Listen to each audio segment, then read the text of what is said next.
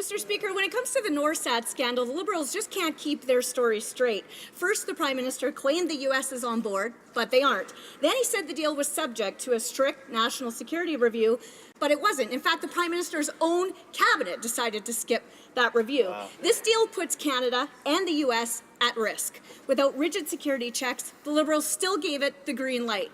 Will the Liberals listen to the concerns of the U.S., our closest friend and ally, and put Canadian safety first? Honourable Parliamentary Secretary for Innovation. Mr. Speaker, national security is our priority and we take it very seriously.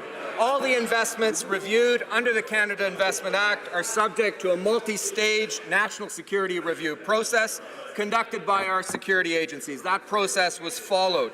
The national security community conducted a review, consulted who they had to consult, had the facts in front of them, Mr. Speaker, and gave us a recommendation that this transaction did not put into jeopardy national security. No transaction, Mr. Speaker, would take place if it did not uphold and satisfy this criterion. The honourable member for Lakeland.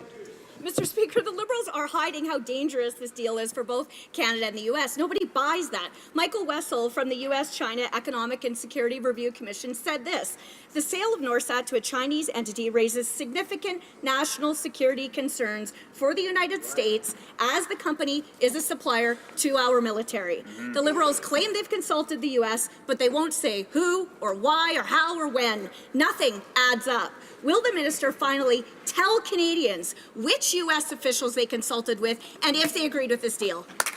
Honourable Parliamentary Secretary.